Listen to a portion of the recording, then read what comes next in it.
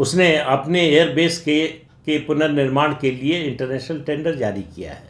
उसका पैसा कहाँ से आएगा, सवाल इसका है। और आ भी गया, उसके पास जो कुछ आएगा, अगर वो उसके एयरबेस ठीक भी हो गए तो उसके पास जो रक्षा उपकरण हैं वो तो वही रहेंगे, उनकी क्वालिटी वही रहेगी। और भारत ने पाकिस्तान ही नहीं पूरी दुनिया को बता दिया है कि जब हम घुसकर मारते हैं तो कैसे मारते हैं और कितनी दूर तक जाके मारते हैं। फिर हम दुश्मन को उठने का मौका नहीं देते, हम दुश्मन को सोचने और समझने का भी मौका नहीं देते, और दुश्मन को कुछ करने का तो मौका देने का सवाल ही नहीं है। ये नया भारत है। प्रधानमंत्री ने कहा कि ये देश में सिर्फ आक्रोश नहीं है, ये समर्थ भारत का रौद्र रूप है। तो समर्थ भारत का रौद्र रूप दुनिया ने पहली बार देखा है। आत्मनिर्भर, ये उन्होंने अपने भाषण में नहीं कहा, मैं कह रहा हूं, आत्मनिर्भर भारत की शक्ति दुनिया ने पहली बार देखी है।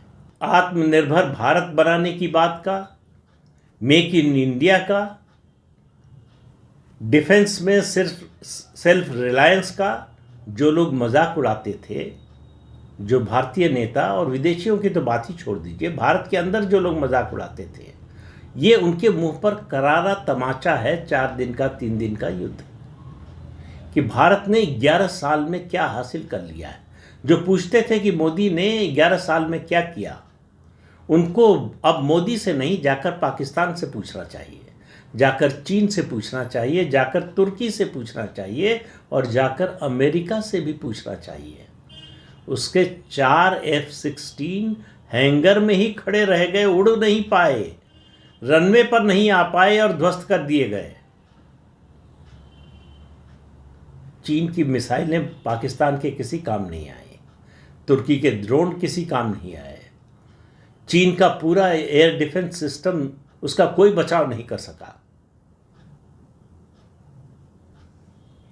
तो ये ऑपरेशन सिंदूर, मैं कह रहा हूं कि अभी इसकी पूरी जानकारी सामने नहीं आई, धीरे धीरे कुछ चीज़ें आ रही हैं।